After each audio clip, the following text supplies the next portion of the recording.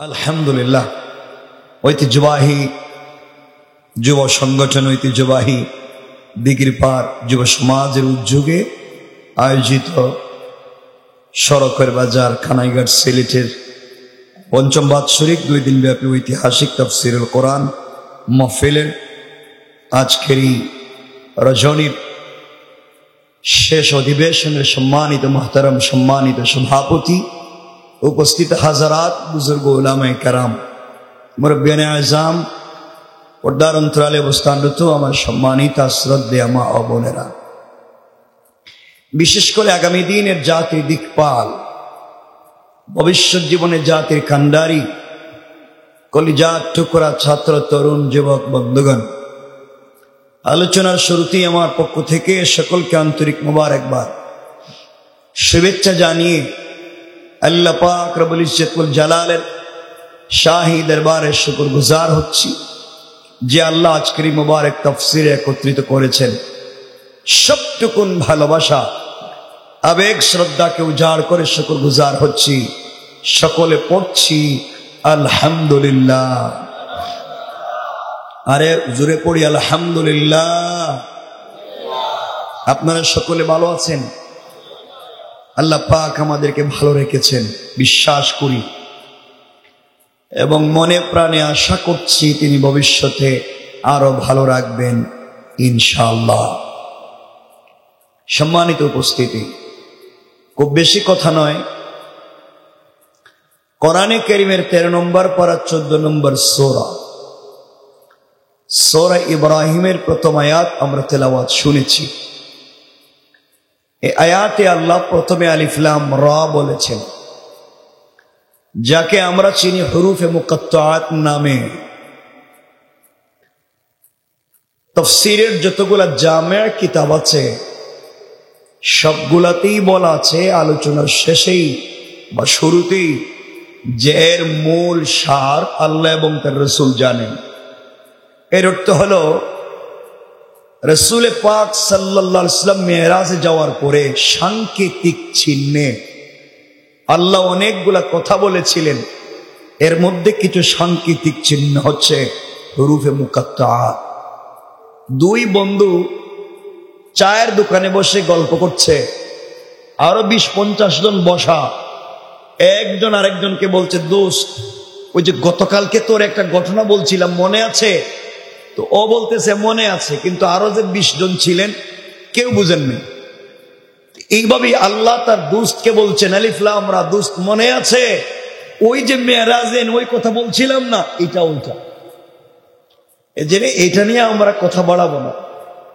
এরপরের শব্দে আল্লাহ বলছেন কিতাবুন, হে রাসূল আপনার কাছে আমি একটা কিতাব দিয়েছি, আল কোরআন, আনজালনাহু ইলাইকা, যা আপনার প্রতি অবতীর্ণ হয়েছে আপনার রবের পক্ষ থেকে।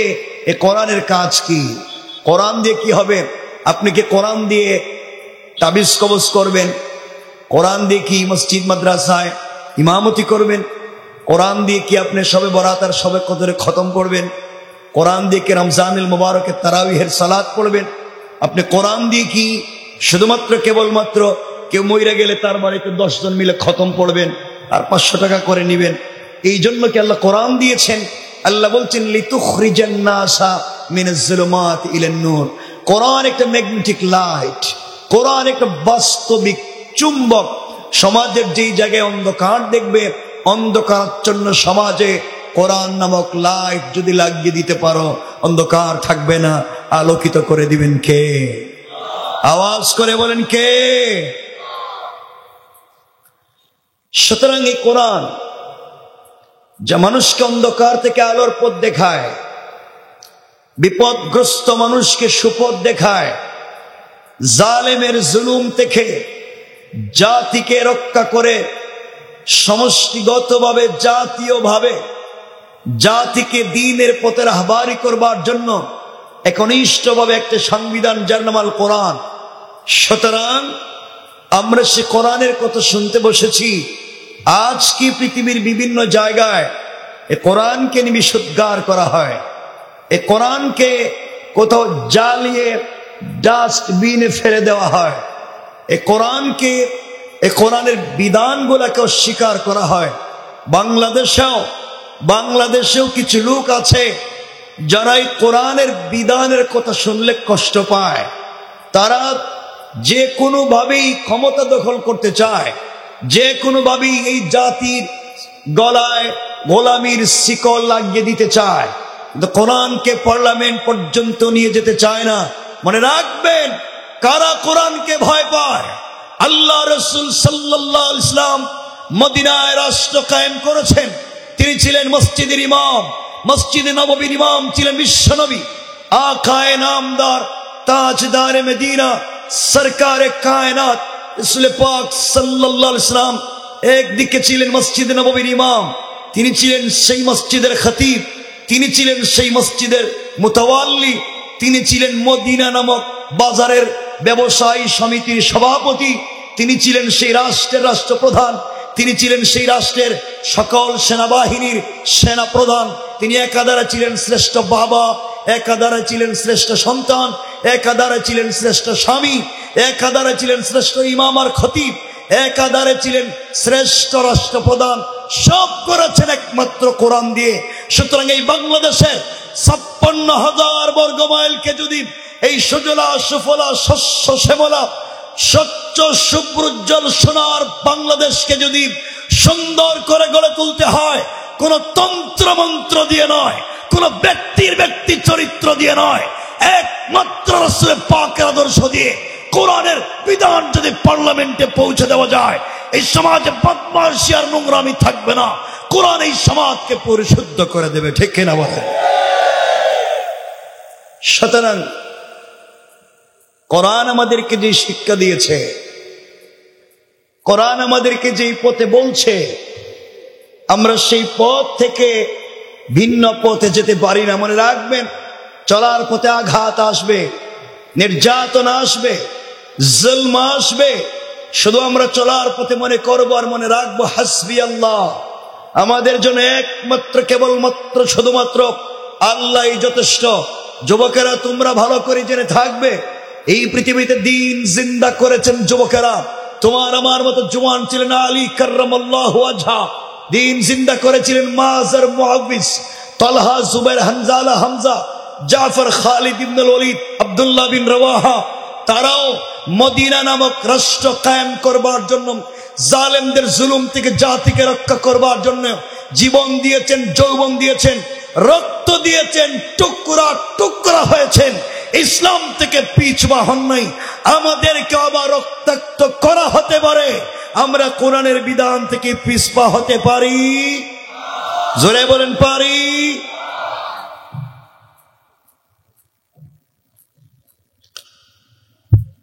সুতরাং খুব মনোযোগ দিয়ে শুনবেন কি বলতে চাই। আমি খুব লম্বা চৌড়া কথা বলবো না, শুধু মনোযোগ দিয়ে শুনবেন। কেন কোরআনের আজকের এই আয়াত তেলাওয়াত করেছি?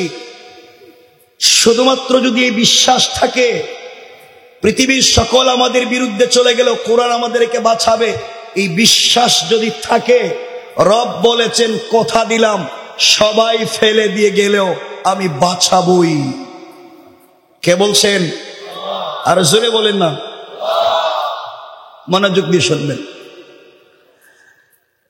মনে হতে পারে, আমাদের মনে হতে পারে যে লম্বা জুব্বা, লম্বা দাড়ি, লম্বা পাগড়ি থাকলে মনে হয় তাকেই মানতে হবে, তাকেই ফলো করতে হবে। মনে রাখবেন, আপনি আমি সমাজে সালাত পড়ি, আমরা আজকে এই সমাজে অনেক আছি কালিমা পড়েছি, আমরা মনে করেছি কালিমা পড়েছি আমরা মুসলমান। এই যে আমি রব্বে পাকের জাতের কোরআন হাতে নিয়ে বলছি, শুধু কালিমা পড়লেই, কালিমা জানলেই, কালিমা বুঝলেই মুসলমান হওয়া যায় না। কথা কি বুঝতে পারলেন? বুঝতে পারেন নাই মনে? শুধু কালিমা পড়লেই, কালিমা জানলেই, কালিমা বুঝলেই মুসলমান হওয়া যায় না। যতক্ষণ পর্যন্ত দিলের ভিতরে আল্লাহর তাওহীদ আর রাসূলের রিসালাত সন্নিবেশিত না হবে, এই জানায় বুঝায় পড়ায় আপনাকে আমাকে জান্নাত পর্যন্ত নিয়ে যেতে পারবে না। কথা বলেন না কেন?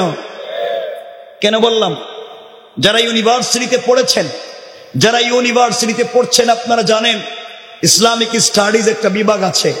এখানে মুসলমান ছাত্রদের পাশাপাশি হিন্দু, বৌদ্ধ, ইহুদি, খ্রিস্টান অনেক ভাই বোন পড়ালেখা করে। নাই? কথা বলেন না কেন? আছে। তারা কোরআন থিসিস করে, কোরআন অ্যানালাইজ করে, তারা MA করে, MPhil করে, PhD ডিগ্রি নেয়, ডক্টর হয়। আমি জানতে চাই, যারা কোরআন সুন্নাহ গবেষণা করে ডক্টরেট ডিগ্রি নেয়, তারা কম জানে না বেশি জানে? কথা বলেন না কেন? কম পড়েছে না বেশি পড়েছে? কম বুঝেছে না বেশি বুঝেছে? তাইলে যে হিন্দু বৌদ্ধ ভাই বোন কোরআন গবেষণা করে ডক্টরেট ডিগ্রি নিছে, তারা মুসলিম? কথা বলেন না? তারা মুসলিম? তারা জানতো না কোরআন? কথা বল না, পড়ে নাই, বুঝে নাই? তাদের জানাও ছিল বেশি, পড়াও ছিল বেশি, বুঝাও ছিল বেশি। কোরআনের উপরে PhD কথাটাও ঠিক, কিন্তু তাদের জানবার, বুঝবার, পড়বার সাথে নাই আল্লাহর তাওহীদ আর নাই রাসূলের রিসালাত। বুঝা গেল আল্লাহর তাওহীদ আর রাসূলের রিসালাত বিবর্জিত কোরআন সুন্নাহর গবেষণাও কাউকে মুসলমান বানাতে পারে? আরো জোরে বলেন, পারে? পারে না।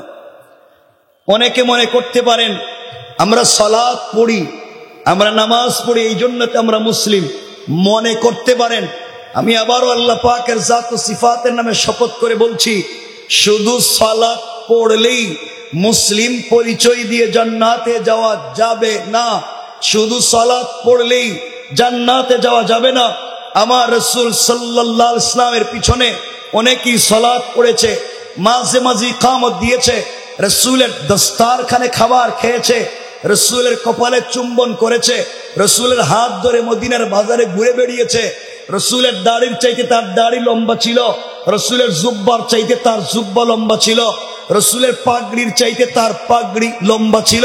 তার ইন্তেকালের পরে রাসূল পাক সাল্লাল্লাহু আলাইহি ওয়াসাল্লাম তার জানাজায় শরীক হয়েছেন। তার ইন্তেকালের পরে রাসূল নিজে তার জানাজায় শরীক হয়ে ইমামতি করতে চেয়েছেন। আল্লাহ বলেছেন, পয়গম্বরে আরবি আপনার মুসল্লি, আপনার দস্তারখানের সাথী, আপনার তাহাজ্জুদের সাথী, আপনার সঙ্গে খাবার খেয়েছে, আপনার হাত ধরে মদিনার বাজারে ঘুরে বেরিয়েছে, আপনার চাইতে দাড়িও কম না, আপনার চাইতে জুব্বাও ছোট না, আপনার চাইতে পাগড়িও ছোট না। ইয়া রাসূলুল্লাহ, সব ঠিক আছে। আমি বললাম, ও মুনাফিক। কে বলছেন? কথা বলেন, কে বলছেন? যাকে হানাফি মাযহাবের বড় ইমাম আল্লামা ইমাম আবু বকর জাসসাস আহকামুল কোরআন লিল জাসসাসে যার নাম দিয়েছেন আব্দুল্লাহ ইবনে উবাই ইবনে সালুল, তিনি বলেছেন, ও তো রাসূলের মুসল্লি ছিল, রাসূলের মুসল্লি ছিল, দাড়িও কম ছিল না, জুব্বাও ছোট ছিল না, পাগড়িও ছোট ছিল না, রাসূলের পিছনে সালাতও পড়ছে, এর পরেও জান্নাতি না জাহান্নামী? কথা বলেন। অপরাধ নামাজ পড়তো না? কথা কয় না? দাড়ি ছিল না, জুব্বাও ছিল না, পাগড়ি ছিল না, সব ছিল। তার বাহিরে যে বেশভূষা ছিল তার বিশ্বাস দিলে ছিল না। অর্থাৎ বাহিরে যে বিশ্বাস লালন করত, ভিতরে সে বিশ্বাস লালন করত না। ভিতরে যে বিশ্বাস থাকতো, বাহিরে তা প্রকাশ করত না। অর্থ হলো তার ভিতর আর বাহির মিল ছিল না। দেখতে যা দেখা যায় ভিতরে তা নাই, ভিতরে যা আছে বাহিরে নাই। তার নাম বলা লাগবে? আবার বলেন। আল্লাহ বলছেন, লোকটা জান্নাতি না জাহান্নামী? আপনাদের বাহিরের বেশভূষা তো খারাপ না, দেখতে ওলিয়া ওলিয়ার মতো মন হইতেছে, দাড়িও ঠিক, জুব্বাও ঠিক, পকেটে তসবিও থাকতে পারে, দেখতে তো আল্লাহর ওলির মতো মনে হয়, ভিতরের অবস্থা কি আল্লাহ জানে। কথা বলেন না কেন? খারাপ পাচ্ছেন আমার কোথায়? একটু হাত তুলে দেখেন তো, দেখি কার কার খারাপ লাগতেছে। লাগতেছে কইছি, খারাপ লাগতেছে। এই ভাঙ্গা গলা দিয়ে কথা কইতেছে, তাও যদি খারাপ লাগে, কষ্ট হচ্ছে।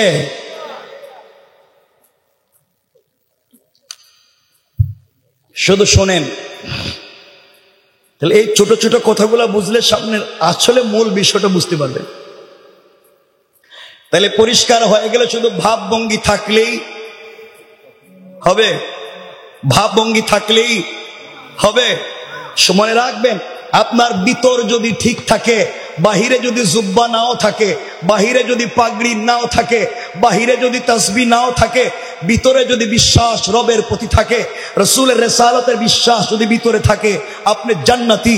আমার রসুলের অনেক সাহাবী ছিলেন, একটা কাপড় ছিল, স্ত্রী পড়লে স্বামী গড়তে থাকতেন, স্বামী গড়তে থাকলে স্ত্রী পড়তেন। নামাজের সময় দুজন একসাথে কাপড় পরতে পারতেন না। তাদের বাহিরের বেশভূষা নাই, পাগড়ি নাই, জুব্বা নাই, তসবিহ নাই, দিলের বিশ্বাসটা ভালো ছিল। মরার আগেই আল্লাহ জান্নাতের সার্টিফিকেট দিছে। আর আব্দুল্লাহ ইবনে উবাই ইবনে সলুলের বাহিরের বেশভূষা ভালো ছিল, ভিতরের বিশ্বাস ভালো ছিল না। ভাব ধরেও রসুলের মুসল্লি হয়েও জান্নাতি না জাহান্নামী? জাহান্নামী। অনেক লোক আছে এই সমাজে, বাহিরের বেশভূষা তো ভালো আছে। মানে রাখবেন, পরিষ্কার করে বলে দিচ্ছি, শোনো কানাইঘাটের মুসলমানেরা, এই হাজার হাজার ছাত্ররা জীবন দিয়েছে, হাজার হাজার ছাত্ররা বিকলাঙ্গ হয়ে প্রতিবন্ধী হয়ে পড়ে আছে, শুধুমাত্র একটা নির্বাচন দিয়ে আবার ফ্যাসিস্ট আর রেজিম সিস্টেমে কাউকে ক্ষমতায় বসাবার জন্য নয়। বাংলাদেশ থেকে পুরা ফ্যাসিস্ট সিস্টেমকে বিলুপ্তি ঘোষণা করে আল্লাহ জমিনে আল্লাহ দ্বীন প্রতিষ্ঠা করবার জন্য। কথা বলেন ঠিক কিনা? সুতরাং আমাদেরকে সেই পথ আর মতের কথাই চিন্তা করতে হবে। আমার ভাইরা, রাগ করেন না। তাহলে মুনাফিক কার নাম পাইছি? বলেন। যার ভিতর বাহির, কথা বলেন, যার ভিতর বাহির মিল নাই তার নাম, সবাই বলেন। আপনারা ঠিক আছেন তো? ভালো মানুষ তো? একটু টেস্ট করব, দেখবেন। আমি কোরআন থেকে না, আপনাদের কমন সেন্স, জেনারেল নলেজ নয়, আপনাদের কমন সেন্স, আল্লাহ প্রদত্ত মেধা, তার কাছে প্রশ্ন করতেছি।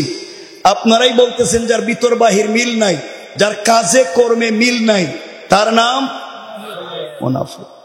একজন লোক মসজিদে নামাজ পড়তে গেছে, নামাজ পড়তে হুকুম কার?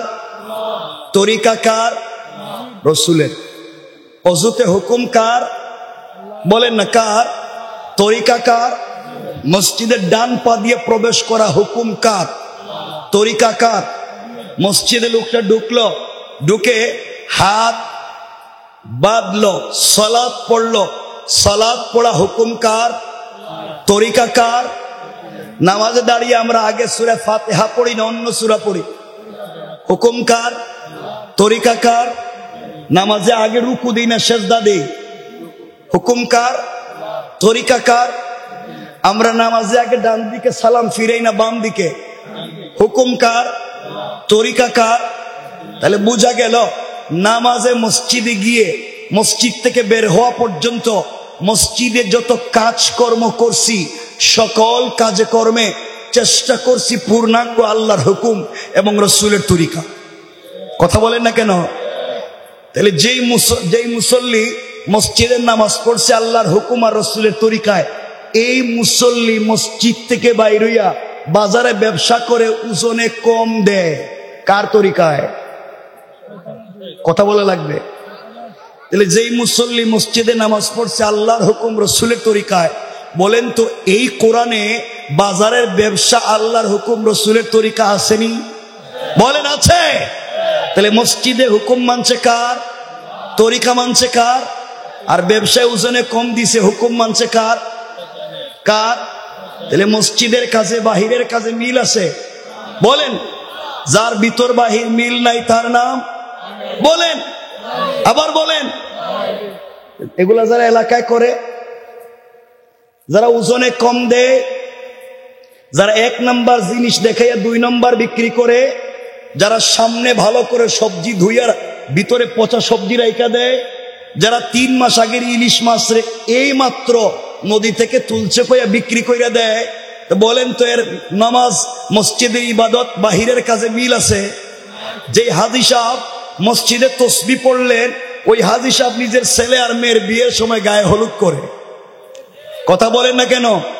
ডেক সেট লাগাইয়া গান বাজনা করে, আছে না নাই? তো বলেন মসজিদের কাজে বাহিরের কাজে মিল আছে? যার মিল নাই তার নাম, আবার বলেন। অনেক মুসল্লি আছে মসজিদে সালাত পড়ে ঠিকই, কিন্তু গ্রামে পঞ্চায়েতের বিচার করতে গিয়া দেখবেন, গ্রামে পঞ্চায়েতের বিচার করতে গিয়া এক কাপ রং চা খাইয়া এদিকের বিচার এদিকে দিয়ে দেয়।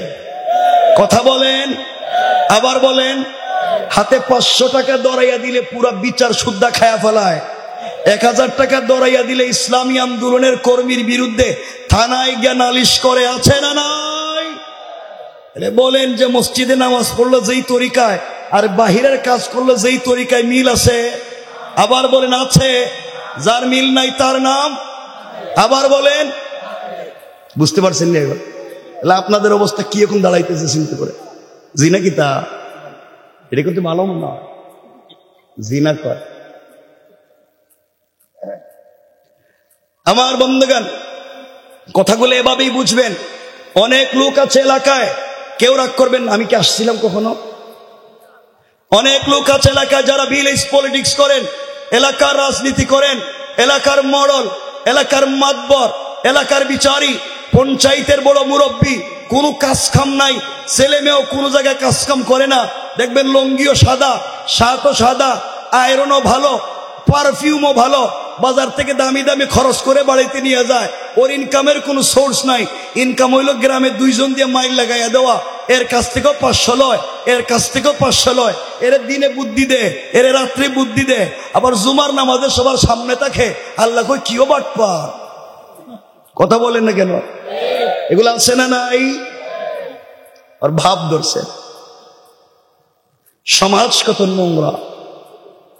এমন লোক আছে এলাকায়, গ্রামে দেখবেন এমন লোক আছে, একজন ভাই কষ্ট করে বাড়ি বানাইছে বিদেশ থেকে। গ্রামের কিছু লোক আছে রাস্তা দেয় না, কয় নায়ের বাড়িতে যেন গাড়ি ঢুকতে না পারে, রাস্তা শুরু করে দেয়। যদি রাস্তা নিতে হয় আমাদের খুশি করুক। কথা কয় না কেন? এগুলো এলাকায় নাই মনে হয়। শয়তান আসেনি এলাকায়? কথা বলেন না কেন? এমন লোক আছে এলাকায় যারা পাবলিকের জায়গা জমিন মানুষ নিজের নামে জাল বুয়া দলিল করে গরিবের সম্পত্তি দখল করে, রেকর্ড রুমে গিয়া জাল কাগজ নিজের নামে করে, পাবলিক রে ঠকায়, সব ঠেকাইয়া পাবলিক রে মাইরা খাইয়া জনগণকে কষ্ট দিয়া কাবার গিলাফে ধরে কান্দে, কয় আল্লাহ আমার মাফ করে দাও। এমনও মুরব্বী এলাকায় আছে, সম্পত্তি বন্টন করতে গিয়ে ছেলেদেরকে ঠিক মতো দিয়েছে। এটা বড় ছেলের, এটা মেজো ছেলের, এটা ছোট ছেলের, মেয়েরে একটুও দেয় নাই। কয় মা ভাইদেরকে তো সম্পদ ঠিক মতো দিয়েই দিছি, তোরে দিতে পারি নাই, টেনশন করিস না, বাপের দিলে তোর জন্য বুক ভরা দুয়ার ভালোবাসা আছে। কথা বলেন না কেন?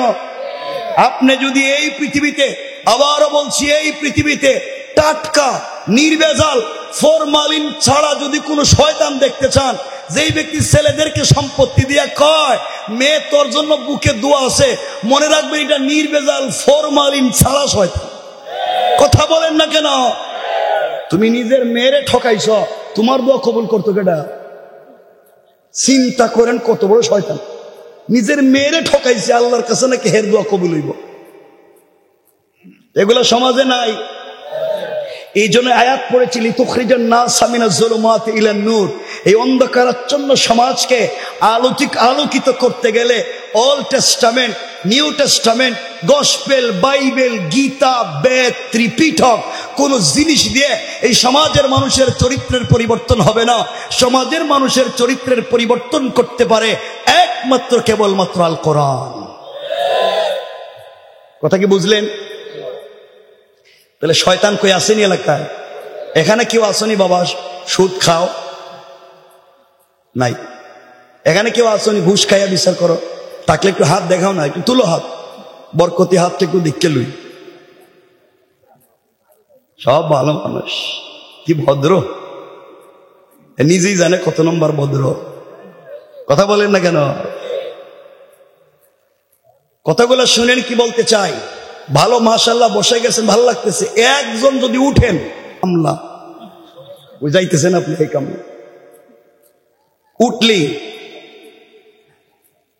সুতরাং আমার কথা পরিষ্কার। এখন আপনারা বলেন যে সুদ খায়, ঘুষ খায়, যে সুদ খায় শয়তান, ঘুষ খায় শয়তান, মাদক ব্যবসা করে শয়তান, পাবলিকের বিরুদ্ধে জায়গা জমি জাল বুয়া দলিল করে শয়তান, ওজনে কম দেয় শয়তান।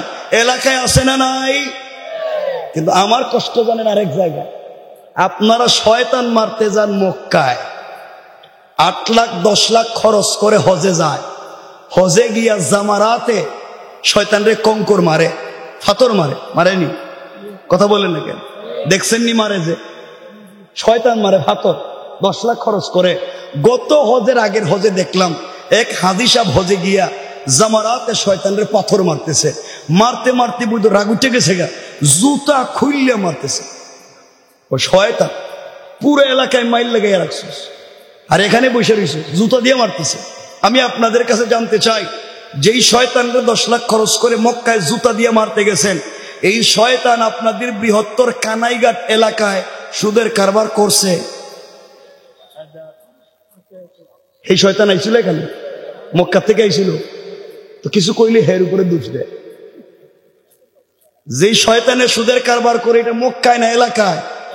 কথা বলেন। মক্কার শয়তানের সুদের কারবার এলাকায় করতেছে না এলাকার শয়তানে? জাগা জমি জাল বুয়া দলিল করে মক্কার শয়তানে না এলাকার শয়তানে? ওজনে কম দে মক্কার শয়তানে না এলাকার শয়তানে? যেই শয়তানে ওজনে কম দে মক্কায় না এলাকায়? সুদের ব্যবসা করে, এটা মক্কায় না এলাকায়? কথা বলেন না। মসজিদ মাদ্রাসার কেশের পয়সা মাইরা নিজের ছেলেরে বিদেশ পাঠাইয়া নিজে একটা ব্যবসা দিয়ে বৈশা থাকে, এটা মক্কায় না এলাকায়? তাহলে শয়তান মক্কায় না এলাকায়? জুতা মারবেন মক্কায় না এলাকায়? জোরে বলেন, আবার বলেন। হেরা কয় না দিকে, হেরা কিতা আরেকটা কিতা? সবাই বলেন জুতা মারতে মক্কায় না এলাকায়? সুতরাং যারা সুদের কারবার করো, আমার আওয়াজ যত দূর যায় কান খাড়া করে শোনো। যারা সুদের কারবার করো, যারা ঘুষের কারবার করো, যারা ফেন্সিডিল ইয়াবার কারবার করো, যারা চান্দাবাজি করো, যারা পাবলিক রে ঠকাইয়া খাও, যারা মসজিদ মাদ্রাসার কেশের পয়সা মাইরা খাও, যারা ইসলামী আন্দোলনের কর্মীকে বিপদে ফেলাবার চিন্তা করো, আমার আওয়াজ কান পর্যন্ত গেলে ভালো হয়ে যাও। ঠিক কিনা? জোরে বলেন। কি হয়ে যাও? আবার বলেন। আজকের পুরা ওয়াজের মূল প্রতিপাদ্য শব্দ একটা, মনে রাখবেন, আবারও বলছি, পুরা ওয়াজের মূল প্রতিপাদ্য একটা, সেটা হলো ভালো হয়ে যাও। বলেন না? একটু আপনারা বললে ভালো লাগতো, বলেন না? এই তো সকালে ঘুম থেকে উঠে রাস্তা দিয়ে যাইতেছেন, সামনে গিয়ে পাইছেন এক মুরব্বী, গ্রামে ঘুষ খাইয়া বিচার করে, পিছনে গিয়ে সালাম দিয়ে কইবেন আঙ্কেল ভালো হইয়া যাও। ঘটনা কি রে? এটা শুরু করলো কেমন? কালকে ওয়াজে ভালো হয়ে যাও শুরু হয়েছে, আর আমরা সকাল থেকে শুরু করে দিচ্ছি। কথা বলেন না কেন? কি হয়ে যাও? আপনার আশেপাশে হে কামলা থাকলে হেরে কানে কানে কইয়া দেয়, বলে এখনই ভালো হয়ে যাও, সকাল আইতে দেরি আছে। আহারে কত শয়তানি সমাজে করে, কত জাতের সমস্যা সমাজে আছে। সুতরাং আমার বন্ধুগণ, এই সমস্যার সমাধান করতে হবে কোরআন দিয়ে। কি দিয়ে? দেখেন, কোরআন যদি সাথে থাকে, কি থাকে? ছোট ছোট কথাগুলোই মনে রাখবেন। কোরআন যদি সঙ্গে থাকে, আল্লাহ আপনাকে বাঁচাবেন, সমাজকে পরিবর্তন করবেন। বলেন ইনশাআল্লাহ। ওই কেমনে? মনোযোগ দিয়ে শোনেন আমার মুসলমান বন্ধুগণ, গভীর মনোযোগ, কথাগুলো দিল দিয়ে শোনেন কি বলতে চাই। আল্লাহ রাসূল সাল্লাল্লাহু আলাইহি ওয়াসাল্লাম দ্বীনের দাওয়াত দিতে যখন শুরু করলেন, প্রথম জামানায় দ্বীনের দাওয়াত দিতে লাগলেন। আল্লাহ আয়াত নাযিল করে বলছেন, শোনো মুহাম্মদ, ওয়ানজির আশীরাতাকাল আকরাবিন, আপনি আপনার নিকট আত্মীয়দেরকে দ্বীনের দাওয়াত দেও। আল্লাহ রাসূল সাল্লাল্লাহু আলাইহি ওয়াসাল্লাম দ্বীনের দাওয়াত দিতে লাগলেন। এই কথাগুলো লম্বা, আমরা মূল কথা বলবো। যেই জায়গায় দাঁড়িয়ে রাসূল কথা বললেন, মক্কার সকল লিডারেরা একত্রিত হলো। যারা যেতে পারলো না, তাদের প্রতিনিধি পাঠালো। আল্লাহর রাসূল শুধুমাত্র একটা কথা বলছেন, শোনো, আমি যদি বলি পাহাড়ের অপর প্রান্ত থেকে তোমাদের বিরুদ্ধবাদীরা তোমাদের উপরে আক্রমণ করবে, মেরে ফেলবে, তোমরা কি আমি মুহাম্মদ ইবনে আব্দুল্লাহর কথাকে বিশ্বাস করবে? সকলে এক বাক্যে বলেছে, মুহাম্মদ ইবনে আব্দুল্লাহ, তুমি কথা বলতে দেরি হবে, আমাদের বিশ্বাস করে মেনে নিতে 1 মিনিটও দেরি হবে না। আল্লাহ রাসূল বলছেন, শোনো, আমি দেখতে পাচ্ছি তোমাদের জন্য জাহান্নামের আগুন দাউ দাউ করে জ্বলতেছে। তোমাদের ভিতরে আল্লাহর তাওহীদের পরিচয় নাই, রাসূলের রিসালাতের পরিচয় নাই। তোমাদেরকে বলছি, আসলিম তাসলাম, ইসলাম কবুল করো, শান্তিতে থাকবা। এই কথা বললেন। মক্কার সকল মানুষ কিং কর্তব্য বিমূঢ় হয়ে গেল। মক্কার বড় বড় লিডারেরা দাঁড়িয়ে আছে, নবীজির এই কথা শুনে কেউ কোনো জবাব দিচ্ছে না। কি বলবে, কি বলবে? ওই সময় রাসূলের আপন চাচা আবু লাহাব দাঁড়িয়ে গিয়েছে, ডাক দিয়ে বলছে, তাব্বান লাকা ইয়া মুহাম্মদ আলিহাদা দাআউতানা আই জামাতানা। ও মুহাম্মদ ইবনে আব্দুল্লাহ, তুমি ধ্বংস হয়ে যাও, তোমার সারাদিন ধ্বংস হয়ে যাক। এই কথা বলার জন্য কি আমাদেরকে দাওয়াত করে একত্রিত করেছো? তুমিও একটা পাগল, তোমার আল্লাহও পাগল। জোরে বলেন। আপনাদের কাছে জানতে চাই, আল্লাহ রাসূল বড় কষ্ট পাইলেন। নবীজি দ্বীনের দাওয়াত প্রকাশ্যে দিলেন। প্রথম বাধা দিছে কে? কথা বলে না। আপন চাচা। এটা কি বাহিরের লোক না ঘরের লোক? কথা বলেন। মক্কার পুরা মক্কার লোক ছিল, কেউ বাধা দেয় নাই, কেউ কোনো কথা বলতে পারতেছে না। ইসলামের দাওয়াতে রাসূলকে প্রথম যেই বাধা দিছে সে বাহিরের লোক না ঘরের লোক? সুতরাং ইসলামী আন্দোলনের কর্মীরা দ্বীনের দাওয়াত দিতে গেলে সর্বপ্রথম প্যান্ট শার্টওয়ালা বাহিরের লোক, হিন্দু বৌদ্ধ ইহুদি খ্রিস্টান বাধা দেয় না। আমাদের মতো জুব্বাওয়ালা পাঞ্জাবিওয়ালারাই প্রথম বাধা হয়ে দাঁড়াইয়া যায়। ঠিক কিনা বলে? প্রথম বাধা তো ঘরের লোক। আমার ওয়াজ বুঝেননি আপনারা? না বুঝলে আবার বলবো। আমার বন্ধুগণ, কথাগুলো শুনবেন।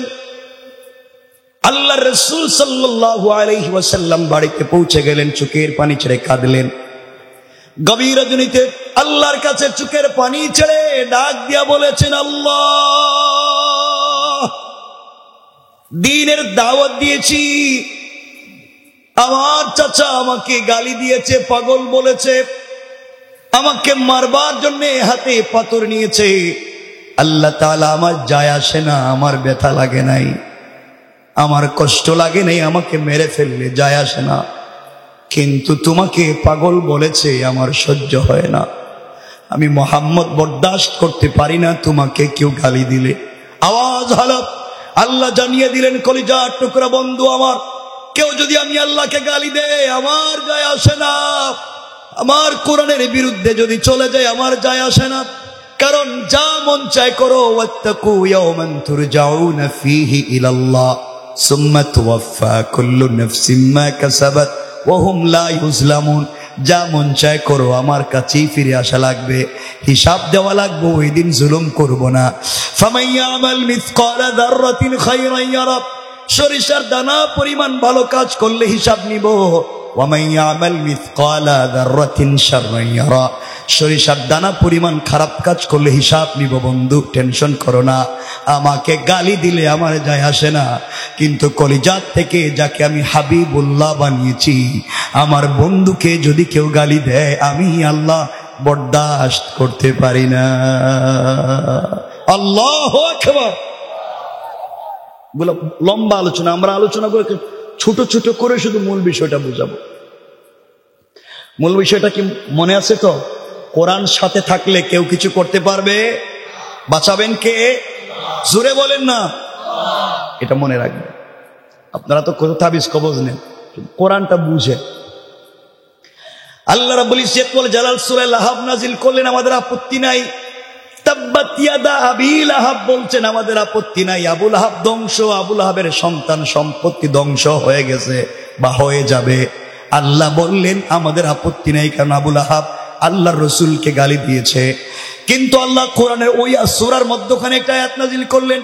আল্লাহ বলছেন, ওয়ামরাআতুহু হাম্মালাতাল হাতাব। ও বন্ধু আমার, শুধু আবু লাহাবকে ধ্বংস করে দিয়েছি তা না, তার স্ত্রী উম্মে জামিলকেও ধ্বংস করে দিয়েছি। এই কথা বলবার জন্য আল্লাহ একটা শব্দ নিয়েছেন, হাম্মালাতুন। তাফসিরে কাশাফে হাম্মালাতুন শব্দের দুটা ব্যাখ্যা পাওয়া যায়। এক নম্বর ব্যাখ্যা হলো হাম্মালাতুনের ওই মহিলাকে ধ্বংস করে দিয়েছি যেই মহিলা জঙ্গল থেকে কাঁটাওয়ালা কাঠ কেটে এনে আপনার দ্বীনের রাস্তায় ফেলে দিয়ে আপনাকে বাধা দিত, কষ্ট দিত।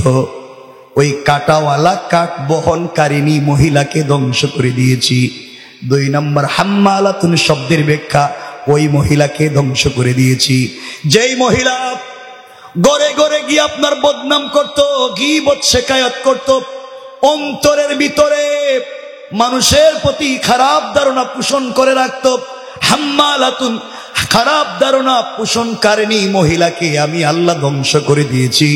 ওই মহিলাকেও ধ্বংস করে দিলাম, কারণ পৃথিবীতে যারা হিংসা করে এই পৃথিবীতে তার মতো বেকুফ আল্লাহর জমিনে আর নাই।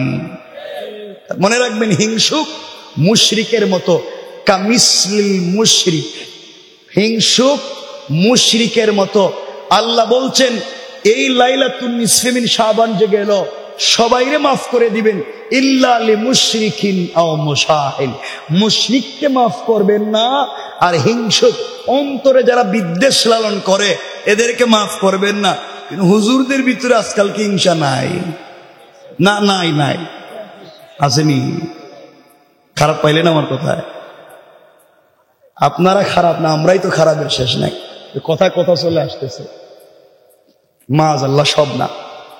দেখবেন এলাকায় যদি কেউ বড় হুজুর হয়ে যায়, কি হয়ে যায়? এলাকার কথা বলেন, এলাকার দেখবেন তিনি আর পাবলিকের সালাম দেন না। কথা বলেন নাকি? সালাম দেন না। আমি দিব কে রে? আমি বড় হুজুর, আমারও সালাম দেওয়া। আমি বড় হুজুরের সালাম দিলে জবাব দেন না। ঠিক আছে, ঠিক আছে, ঠিক আছে। কি বড় হুজুরের সঙ্গে মুসাফা করতেছেন, রাস্তাতে যাইতে, হুজুর একটু মুসাফা। না না, আমার ঠান্ডা লাগতেছে, হাত দিচ্ছে না। কিন্তু মুসাফার সময় বড় হুজুরের হাতে একটু হাদিয়া, একটু কি বলেন, একটু কি হাদিয়া, বুঝেননি? একটু হাদিয়া। আমার ছেলে আমেরিকার থেকে একটু হাদিয়া দিয়েছিল আপনার। Thank you, thank you, very good, আবার আইসো, আরো দিও। কথা বলেন, এখন সব ঠিক হয়ে গেছে। তার আগে কই ছিলেন আপনি? এগুলো সব বাদ দিতে হবে। আল্লাহ রাসূলের চরিত্র কেমন ছিল? আল্লাহ বলছে লাকাদ কানা লাকুম ফি রাসূলিল্লাহি উসওয়াতুন হাসানা। আমার রাসূলকে কেউ পিছন দিক থেকে সালাম দিলে এইভাবে সালামের জবাব দিতেন না। হাদিসের ইবারত রাসূল সিনা সহ ফিরে যাইতেন। কেউ ডান দিকে রাসূলকে সালাম দিলে এইভাবে বসে সালামের জবাব দিতেন না, ডাইরেক্ট ডান দিকে ফিরে যেতেন, অর্থাৎ রাসূল নিজেই ফিরে যেতেন। আল্লাহু আকবার। আমরা কেমন হয়ে গেলাম আশিকের রাসূল। আমার বন্ধুগণ, যে কথা বলতে চাইলাম, উম্মে জামিলের বিরুদ্ধে আয়াত নাজিল হলো। এখানে মূল পয়েন্ট যেটা বলতে চাই, দেখেন, উম্মে জামিল রাসূলের চাচি, রাসূলের কি? আবু লাহাবের স্ত্রী হইলে রাসূলের কি হয়? আরেকটা পরিচয়, রাসূলের বিআইন। বিআইন কি তা বুঝেননি? বিআইন বুঝেননি? রাসূলের দুই মেয়ে যায়েনব এবং রুকাইয়াকে নবুয়তের আগে আবু লাহাবের দুই ছেলে উতবা এবং উতাইবার কাছে বিয়ে দিয়েছিলেন। এই জন্য আবু লাহাব একদিকে রাসূলের চাচা, অপরদিকে বিআই। উম্মে জামিল রাসূলের চাচি, অপরদিকে বিআইন। চিন্তা করছেন নি? আমার বন্ধুগণ, আয়াত নাযিল হয়ে যাওয়ার পরে আবু লাহাব যখন জানিয়ে দিল, উম্মে জামিল তার দুইটা সন্তান ডাক দিয়ে বলছে, উতবা এবং উতাইবাকে শোনো, তোমাদের শ্বশুরের কাছে তোমার আর আমার বাবা, তোমার আর তোমার বাবার বিরুদ্ধে, তোমার বাবার বিরুদ্ধে আর তোমার মায়ের বিরুদ্ধে আয়াত নাজিল হইছে। সুতরাং এই মুহূর্তে তোমরা দুই ভাই যাও, তার মুখে থুতু নিক্ষেপ করে তার দুইটা মেয়েকে তালাক দিবা। নাউজুবিল্লাহ বলেন। বন্ধুগণ, সেটা বেইজ্জতির কথা, রাসূলকে তাই করল। আল্লাহ রাসূল সাল্লাল্লাহু আলাইহি ওয়াসাল্লামের মুখের সামনে গিয়ে দুইটা মেয়েকে তারা তালাক দিয়ে আসলো। হাতের মধ্যে উম্মে জামিল অনেকগুলা পাথর নিয়ে, কাদের মধ্যে একটা পাথরের ব্যাগ নিয়েছে। আল্লামা আশরাফ আলী থানভী বয়ানুল কোরআনে লিখেন, দুইটা ব্যাগ নিয়েছে পাথরের। উম্মে জামিল আমার নবীকে মেরে ফেলবে, এই জন্য পাথর নিয়ে যায়। আল্লাহর রাসূল সাল্লাল্লাহু আলাইহি ওয়াসাল্লাম সিদ্দিক আকবরকে সঙ্গে নিলেন, হাতিমে কাবায় শুয়ে পড়লেন। সিদ্দিক আকবর বসা, আমার রাসূল সিদ্দিক আকবরের রানের উপরে মাথা রেখে শুয়ে আছেন। আল্লাহর রাসূলের চেহারা মুবারকের দিকে সিদ্দিক আকবর তাকায় আর মনে মনে চিন্তা করে, হারে এই মানুষটা আমার রানের উপরে শুয়ে আছে, পৃথিবীর সব থেকে দামি মানুষ। আয় আল্লাহ, 1000 বৎসর যদি এভাবে চলে যায়, আমি যদি রাসূলে পাকের পবিত্র চেহারা মুবারকের দিকে তাকাইয়া থাকি, আমার মন বলছে আমার পেটে কোনোদিন খিদে লাগবে না। সিদ্দিক আকবর দেখেন কিছুক্ষণ পরে একজন মহিলা আসতেছে, হাতের মধ্যে পাথর নিয়ে রাসূলে পাককে হয়তো মেরে ফেলবে। ডাক দিয়ে বলছেন, ইয়া রাসূলুল্লাহি, ইয়া হাবিবাল্লাহ, একজন মহিলা নিশ্চয় আপনাকে মারবার জন্য আসতেছে, আপনি আমাকে বলেন, আমি দাঁড়িয়ে যাই, সে আপনার কাছে আসার আগে আমি তাকে হত্যা করি অথবা বের করে দিই। আল্লাহ রাসূল বললেন, না না, তাকে আসতে দাও। আল্লাহ আমাকে জানিয়ে দিয়েছেন, পুরা দুনিয়া যদি আমার বিরুদ্ধে চলে যায়, আমি যদি একাই মাজলুম হয়ে যাই, আমি যেন আল্লাহর কোরআন থেকে তেলাওয়াত করি। আল্লাহ তাআলা বলেছেন, আমি যখন কোরআন থেকে তেলাওয়াত করব, সকল জালেম থেকে হেফাজতের জিম্মাদার স্বয়ং আমার আল্লাহ। আল্লাহু আকবার পড়েন। আস্তে আস্তে উম্মে জামিল রাসূলের কাছাকাছি চলে আসলো। সিদ্দিক আকবর বলছেন, ইয়া রাসূলুল্লাহ, যেই মহিলা আপনাকে মারবার জন্য আসতেছে আপনার চাচি এবং বিয়াই, এর চাইতে লাঞ্ছনার অপমানের কিছু হতে পারে না, আপনি বলেন আমি প্রতিবাদ করি। আল্লাহ রাসূল বললেন, না। এই বলে কোরআন থেকে তেলাওয়াত করতে লাগলেন। আল্লাহ রাসূল তেলাওয়াত শুরু করে দিলেন। উম্মে জামিল রাসূলে পাকের সিনা মুবারকের সামনে দাঁড়িয়ে গেল। সিনা মুবারকের সামনে দাঁড়ায়া আবু বকরকে ডাক দিয়া বলছে, আবু বকর, তুমি বলো তো, এখানে একা একা বসে বসে কি করো? তোমার বন্ধু মুহাম্মদ ইবনে আব্দুল্লাহ কোথায়? পুরা মক্কা খুঁজতেছি, তারে পাই না, সে কোথায় গেল? তুমি এখানে বসা কেন? সিদ্দিক আকবর বলেন, বলে কি, আমি দেখি আমার রানের উপরে রাসূল শুয়ে আছেন, দুইটা চোখ দিয়ে দেখি, কান দিয়া তেলাওয়াত শুনি। উম্মে জামিল রাসূলের সিনার সামনে দাঁড়াইয়া দেখে না, নিশ্চয় আল্লাহ পাকের সব থেকে বড়, রাসূলে পাকের জন্য বড় মুআজিজা। আল্লাহু আকবার। চিন্তায় পড়ে গেলেন, ব্যাপার কি? তিনি বললেন, শোনো, তোমার বাতিজা, তোমার বিয়াই, তুমি খুঁজে দেখো কোথায় আছে, আমি কি জানি।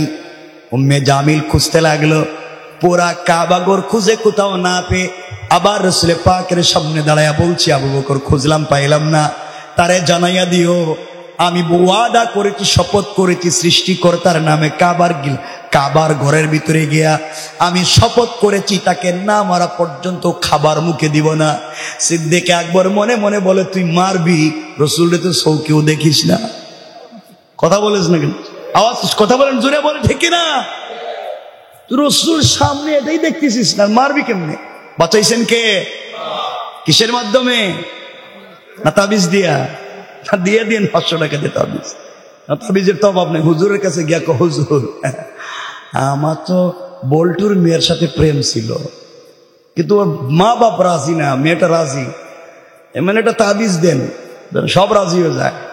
লিখে দিতেছে তাবিজ, ওই একটা বালিশের ভিতরে, একটা কম্বলের ভিতরে, আরেকটা আগুনের ভিতরে, আরেকটা কই দিব, যে লেখছে তার কপালে ঠাডা পড়ার জন্য। যদি লিখতে কইছে কিনা, দিয়ে দিছে এটি লিখে। কয় শুধু এখন তো ওই মেয়ে পাগল হইব তা না, তার মা বাপও পাগল হয়ে যাইব, হেরাও চলে যাইব। চিন্তা করছেন? আল্লাহ রাসূল সাল্লাল্লাহু আলাইহি ওয়াসাল্লাম কোরআন থেকে তিলাওয়াত করলেন, উম্মে জামিল চলে গেল। সিদ্দিক আকবর উঠে গেলেন, আল্লাহ রাসূলকে জড়িয়ে ধরলেন, চোখের পানি ছেড়ে দিলেন। ইয়া রাসূলুল্লাহ, জানতে চাই, উম্মে জামিল আপনার সামনে দাঁড়িয়ে আমাকে দেখে আপনাকে দেখে না, ব্যাপার কি? আপনি যদি একটু বলতেন, কেন দেখলো না? আল্লাহর রাসূল মুস্কি হাসি দিয়ে বলছেন, সিদ্দিক আকবর, শোনো, আল্লাহ আমাকে বলেছেন, কোন অমুসলিম, কোন কাফের যদি আমাকে মারবার জন্য আসে, আমি যদি মাজলুম হয়ে যাই, ওই সময় যেন আমি কোরআন থেকে তেলাওয়াত করি। আল্লাহ বলেছেন, হিজাবাম মাসতুরা, আকাশ থেকে একটা গোপন পর্দা পাঠাইয়া ওই কাফের আর আমার মধ্যখানে আমার আল্লাহ পার্টিশন সৃষ্টি করে দেয়। পড়েন সুবহানাল্লাহ, আল্লাহু আকবার। আমাদের টেনশন আসেনি? আমাদের সাথে কোরআন আছে না নাই? জোরে বলেন আছে না নাই? কষ্ট হচ্ছে আপনাদের? কষ্ট হইলে কইয়েন।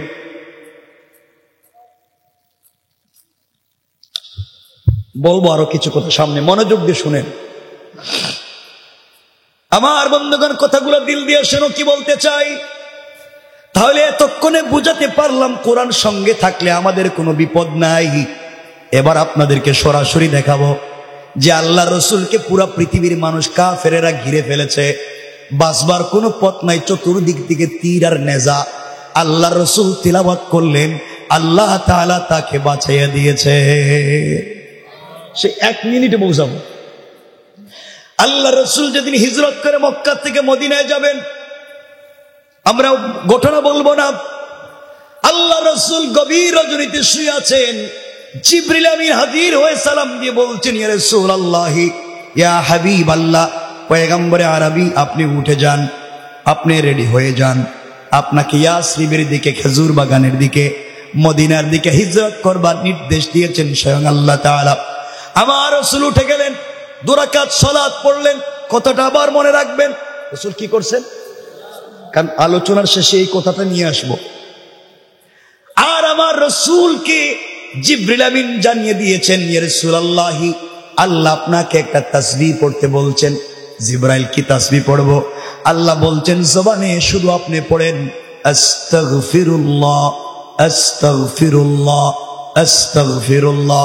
ওই একটা শব্দ পড়বেন, কোরআন থেকে তিলাওয়াত করবেন, আপনার কাজ। আল্লাহ রাসূল উঠে গেলেন। কথাটা মনোযোগ দিয়ে শুনেন, হয়তো আপনার আমার জিন্দেগির কাজে লেগে যাবে। আল্লাহ রাসূল 2 রাকাত সালাত পড়ে ঘর থেকে বের হয়ে যাবেন, হঠাৎ করে তার কানের মধ্যে একটা আওয়াজ বাড়ি খাইলো। আওয়াজ হলো, ঘরের চতুর্দিকে কাফেররা বেষ্টন করে রেখে দিয়েছে তাকে মেরে ফেলবার জন্যে। আল্লাহকে ডাক দিয়া বলছেন, আল্লাহ তাআলা, আমি খালি হাতে ঘর থেকে বের হব, আমার ঘরের চতুর্দিকে কাফেররা তীর নিয়া, নেজা নিয়া, বল্লম নিয়ে দাঁড়িয়ে আছে, দরজা খুললে মেরে ফেলবে। আপনি কি আমাকে মারাইয়া ফেলবার জন্য ঘর থেকে বের হতে বলছেন? আল্লাহ বলছেন, বন্ধু আমার, তোমার কাজ হলো হাসবি আল্লাহ, আল্লাহ আমার জন্য যথেষ্ট। আমার উপরে ভরসা করে কোরআন থেকে তিলাওয়াত করে আস্তাগফিরুল্লাহ শব্দের জিকির করে ঘর থেকে বের হয়ে যাওয়া, আর সকল কাফেরদের থেকে হেফাজতের জিম্মাদার স্বয়ং আমি আল্লাহ। আল্লাহু আকবার। আল্লাহ রাসূল ঘরের দরজার কাছে গেলেন, দরজা খুলে ফেলবেন, আবার ডাক দিয়া বলছেন, আল্লাহ তাআলা, নিশ্চয় আপনি আমাকে বাঁচাবেন, এতে সন্দেহ নাই। ওয়ালাকিন লিয়াতমাইন্না কলবি, কিন্তু অন্তরে যে প্রশান্তি পাই না। আল্লাহ, আত্মরক্ষা করবার জন্য যদি কোনো জিনিসের ব্যবস্থা করে দিতেন, তাহলে আমার উম্মতেরা ওখান থেকে শিক্ষা নিত, কখনো জালেমের সামনে খালি হাতে যাওয়ার প্রয়োজন নাই, কিছু না কিছু হলেও আত্মরক্ষা করার জন্য নিয়ে যাওয়া দরকার। আল্লাহ বলেন, বন্ধুরে, তাই যদি চিন্তা করো, পুরা দুনিয়ার কাফের তোমার দরজার সামনে দাঁড়াই আছে, আর তুমি আত্মরক্ষা করবার জন্য কি নিবা? হাতের মধ্যে কিছু খঙ্কর নেও, হাতের মধ্যে কিছু বালি নেও, অথবা হাতের মধ্যে কিছু পাথর নেও, কোরআন থেকে তিলাওয়াত করে সূরা আল বাকারার শেষ 2টা আয়াত তিলাওয়াত করেন, ওখানে কিছু একটা ফু দেন, আর আস্তাগফিরুল্লাহ পড়েন। ওগুলা পড়ে পড়ে দরজা খুলে বের হয়ে যান, সামনের দিকে কঙ্কর গুলা নিক্ষেপ করবেন, আর চতুর্দিকের কাফেরদের চুকে চুকে পৌঁছে দেওয়ার জিম্মাদার আমি আল্লাহ। আল্লাহ রাসূল বলতেন, আল্লাহ কি বললেন? আমি দরজা খুলে যদি কঙ্কর গুলা সামনে মারি, ডাইনে বামে পিছনে কাফেররা তো চতুর্দিকে, আমি সামনে মারতে পারবো, একসাথে তো চতুর্দিকে দিতে পারবো না, অন্যদিকের কাফেররা তো আমাকে মেরে ফেলবে। আল্লাহ বলছেন, বন্ধুরে, তোমার কাজ হলো শুধুমাত্র সামনের দিকে নিক্ষেপ করা, আর চতুর্দিকের কাফেরদের চুকে চুকে পৌঁছে দেওয়ার জিম্মাদার স্বয়ং আমি আল্লাহ। আল্লাহু আকবার, জোরে বলেন। দেখতেছেন আল্লাহ কেমনে বাঁচায়। আল্লাহ রাসূল দরজা খুললেন, কঙ্কর গুলা সামনের দিকে শুধু মারলেন, এভাবে ছিটা দিলেন। তাকাইয়া দেখেন ডাইনে বামে পিছনে চতুর্দিকের কাফেররা চোখ রগড়াতে লাগলো, চোখ মুছতে লাগলো, সবার চোখে মুখে পড়ে গিয়েছে। আল্লাহ রাসূল মদিনায় পৌঁছে গেলেন। লম্বা ঘটনার দিকে নিব না। মদিনায় পৌঁছে গেলেন, কেউ আল্লাহ রাসূলের পশম পরিমাণ ক্ষতি করতে পারলো না। একদিন আল্লাহ তাআলার কাছে সুযোগ বুঝে জিজ্ঞেস করলেন বন্ধুরে। আল্লাহ জিজ্ঞেস করছেন, বন্ধু তুমি বলো না ওই দিন তুমি কেমনে আসলা? তোমার হাত তো খালি ছিল, চতুর্দিকের কাফেররা তোমাকে বেষ্টন করে দিল, শুধু সামনের দিকে নিক্ষেপ করলা, কেউ তোমাকে ধরতে পারলো না, কেমনে আসলে একটু বলো না। আল্লাহ রাসূল বলছেন, আল্লাহ তাআলা আমি কি জানি? আপনি আমাকে বলছেন আস্তাগফিরুল্লাহ পড়তে, আপনি আমাকে বলছেন কোরআন থেকে তিলাওয়াত করতে, বালের মধ্যে ফুঁক দিয়ে সামনের দিকে নিক্ষেপ করলাম, চতুর্দিকের কাফেরদের চুকে চুকে কেমনে গেল আমি জানি না। আমার আল্লাহ জবাব দিলেন, বন্ধু শোনো কেমনে গেল। আমার রমাইতা ইয রমাইতা ওয়ালাকিন্নাল্লাহ রামা। আল্লাহ বলছেন, বন্ধুরে তুমি যখন কঙ্কর গুলা নিক্ষেপ করতে গিয়েছ, ওইটা তোমার হাত থাকে নাই, আমি আল্লাহর কুদরতের হাত হয়ে গিয়েছে। আর আমি আল্লাহ তাআলা আমার হাত দিয়া তোমার সকল জালেমদের চুকে চুকে পৌঁছে দিয়েছি। পড়েন সুবহানাল্লাহ, আল্লাহু আকবার। বাঁচিয়ে দিয়েছেন কে? শুধু কোরআন। এই জন্যই আজকের আলোচনা লিতুখরিজান নাস মিনাজ যুলুমাতি ইলান নূর। এই কোরআনই পারে একমাত্র অন্ধকার থেকে আলোর পথ দেখাতে। আর আমরা সে কোরআনকে ভুলে যাই, কোরআনকে মনে রাখতে পারি না। কোরআন থেকে আমরা অনেক দূর পর্যন্ত পৌঁছে গিয়েছি। আমরা পারবো তো এই কোরআনকে সঙ্গে রাখতে? বলে না ইনশাআল্লাহ। আরো জোরে বলেন না ইনশাআল্লাহ। খুব লম্বা চূড়া কথা নয়, খুব মনোযোগ দিয়ে শোনেন। আমরা ভাই কতক্ষণ কথা বলবো? ঠিক আছে, জাযাকাল্লাহু খায়র। কষ্ট হচ্ছে আপনাদের? কষ্ট হচ্ছে? খুব মনোযোগ দিয়ে শোনেন। তাহলে এতক্ষণের আলোচনায় কি বুঝতে? খুস্ত প্রদেশের একটা যুদ্ধের কথা, সোভিয়েত ইউনিয়নের। আপনাদেরকে সেই ছোট্ট কথা 1-2 মিনিটে বলে দিই। আমার বন্ধুগণ কথাগুলো দিল দিয়ে শোনেন। একটা ছোট্ট ছেলের নাম হাফেজ গুল মুহাম্মদ। হাফেজ গুল মুহাম্মদ কোরআনের হাফেজ। ওই ছেলেটা, কেউ বলেছেন কিতাবে লিখেছেন, কেউ বলেছেন ছেলেটার বাড়ি পাকিস্তানে ছিল। যখন সে জানতে পারল আফগানিস্তানে বিভিন্ন জায়গায়, খুস্ত প্রদেশ এবং বিভিন্ন জায়গায় কাফের বেঈমানেরা মা বোনদের ইজ্জত নষ্ট করে দিচ্ছে, কোরআনকে জ্বালিয়ে ডাস্টবিনে ফেলে দিচ্ছে, আল্লাহর রাসূলকে গালি দিচ্ছে, আর সহ্য করতে পারে নাই। চিন্তা করেছে কিয়ামতের দিনে আল্লাহ যদি আমাকে জিজ্ঞাসা করেন, কিরে হাফেজ গোল, আমি আল্লাহ তোকে 30 পারা কোরআনের হাফেজ বানালাম, তোমার চোখের সামনে কি হলো? আমার কোরআনকে জ্বালিয়ে দিল। জবাব দিতে পারলে না। দেখেন না আল্লাহ কি বলছেন কোরআনে, তোমার আমার সঙ্গে কেমনে কথা বলছেন। আল্লাহ বলেন, ওয়ামা লাকুম লা তুকাতিলুনা ফি সাবিলিল্লাহ।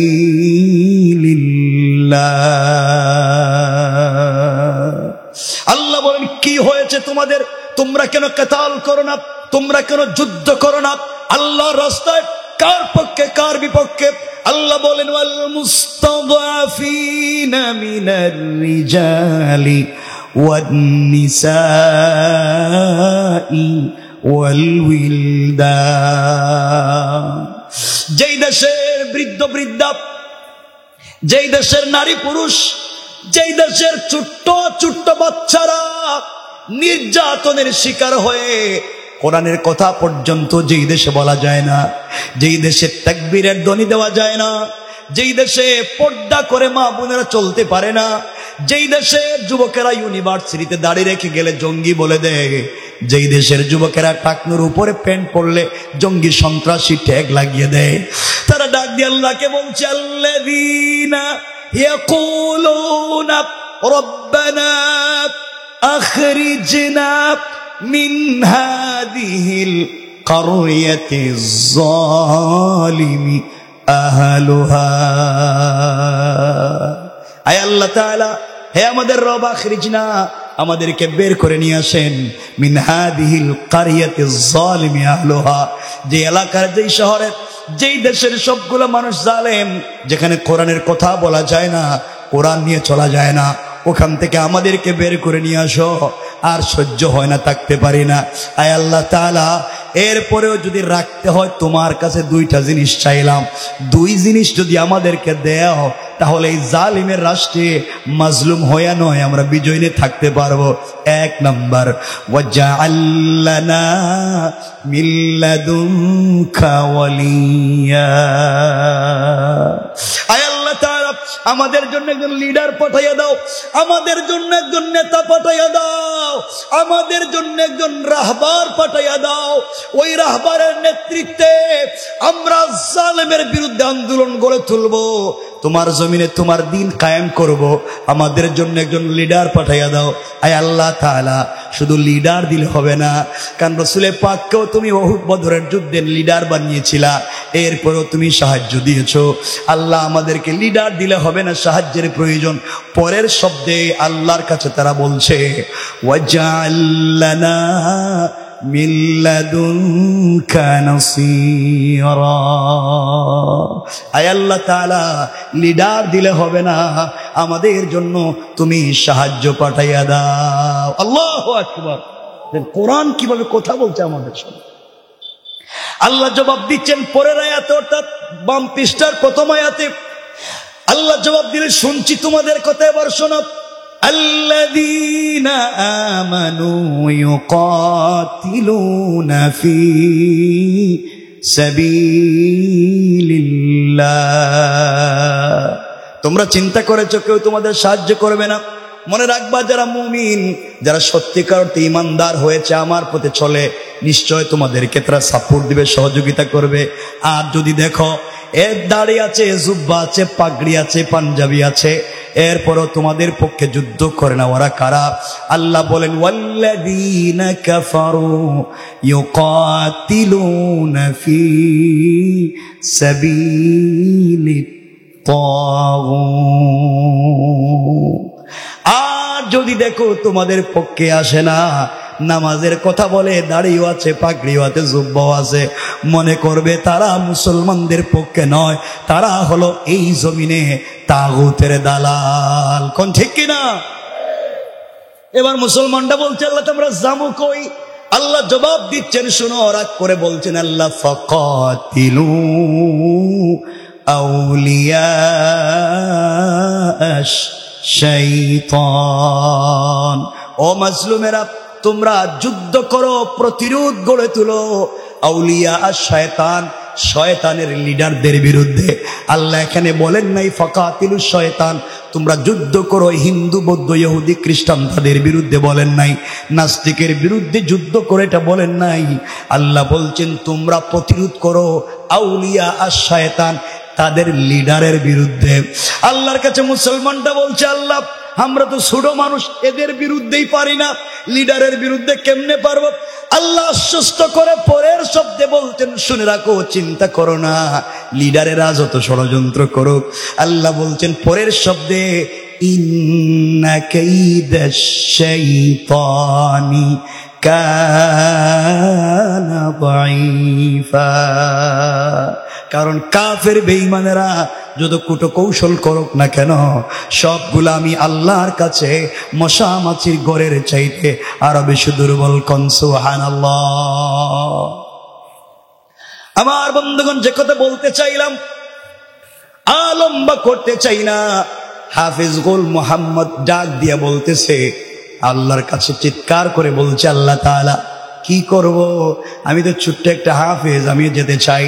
এই বলে সে অবৈধভাবে দেশের ভিতরে ঢুকে গেল।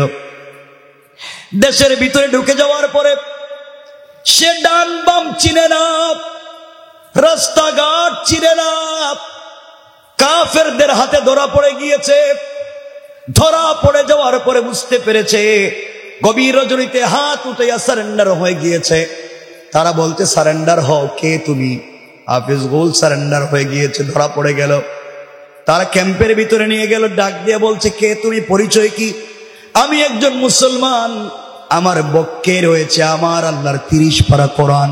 আমি এই দেশে এসেছি সকল জালেমের বিরুদ্ধে যুদ্ধ করে মা বোনদের ইজ্জত আর কোরআনকে হেফাজতের জন্য। কোন সুবহানাল্লাহ।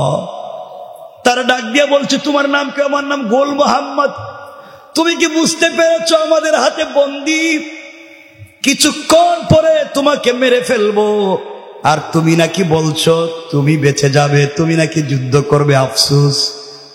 সবাই বসা, এমন সময় তাদের বড় বড় লিডারেরা, ক্যাপ্টেন জেনারেল বসা, ডাক দিয়া বলছে, গোলরে তোর কাছে জানতে চাই, আমাদের অত্যাধুনিক মারণাস্ত্র আছে, এতদিন থেকে যুদ্ধ করি, তোদের বিরুদ্ধে জয়লাভ করতে পারি না, তোদের তো অস্ত্র নাই, ট্রেনিং নাই, তোমরা কেমনে মোকাবেলা করে? আমরা তো তোমাদের সঙ্গে পারি না।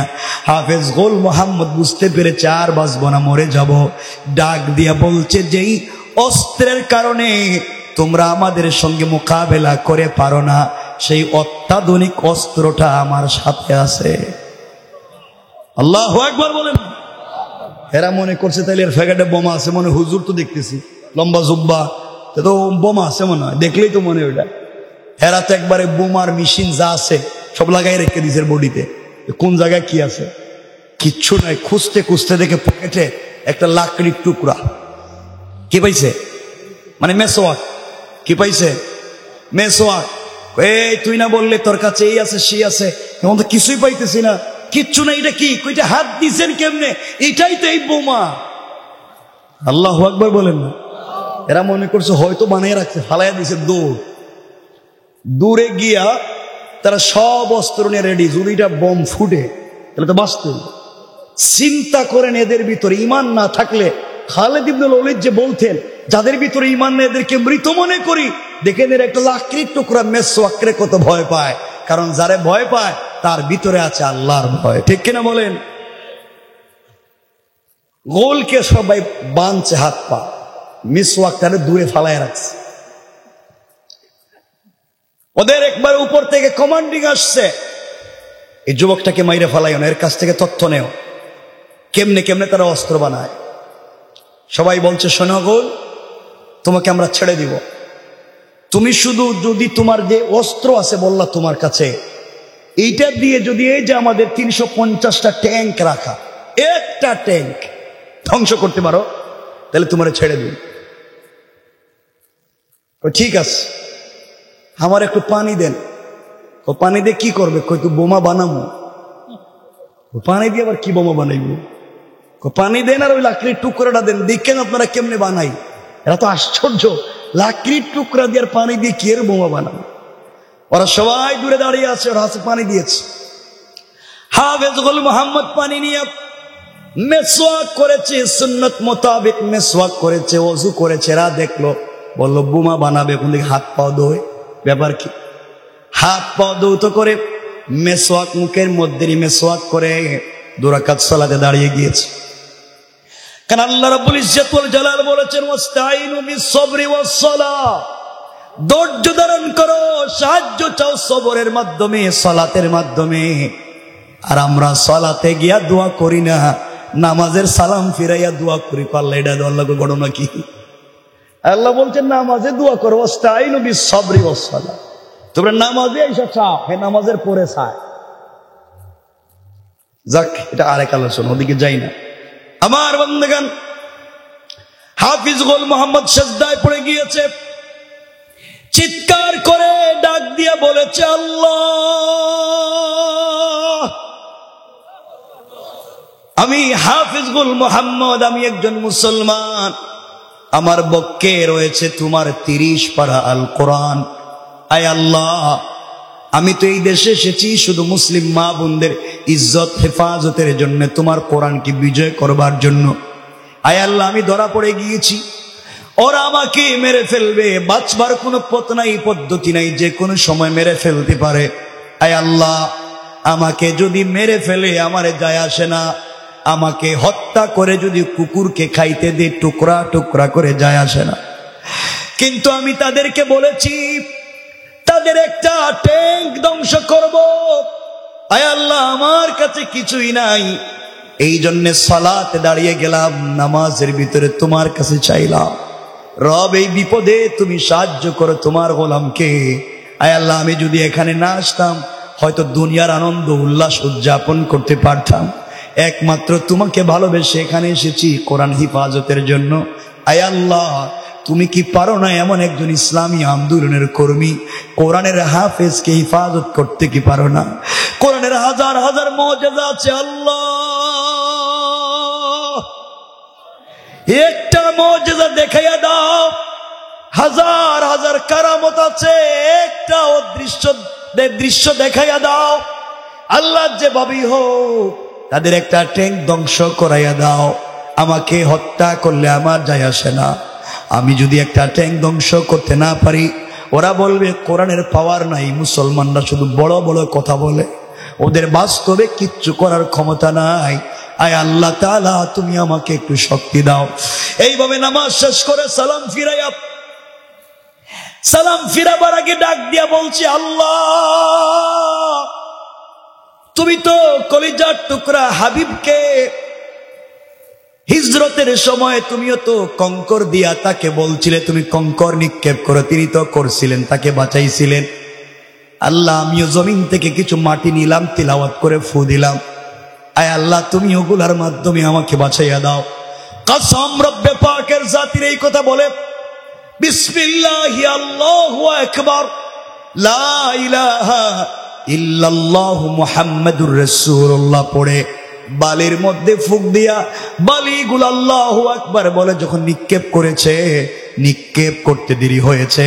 তাদের একটা নয়, দুইটা নয়, তিনটা নয়, 10টা নয়, 20টা নয়, একসাথে 350টা ট্যাঙ্কে আগুন ধরে যায়।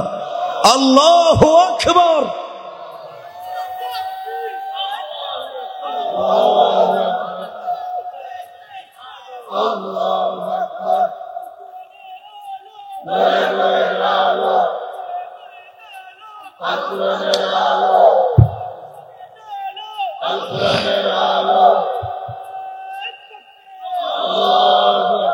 আমার বন্ধুগণ, কথা অনেক লম্বা, অনেক লম্বা। আমি সেখান থেকে হয়তো নিয়ে যেতে পারতাম আপনাদেরকে খলিফাতুল মুসলিমিন ওমর ফারুকের কাছে। ইসলাম সংসদে পৌঁছে গেলে কোরআন দিয়ে কেমনে সংসদকে পরিবর্তন করা যায়। আমার সময় শেষ, 9টা 20। আপনারা উঠবেন না, আমি যতক্ষণ কথা বলেছি আপনার পুরো আলোচনায় বুঝতে চাইছি আমাদেরকে হেফাজত করতে পারবেন কে? যদি সাথে কোরআন থাকে।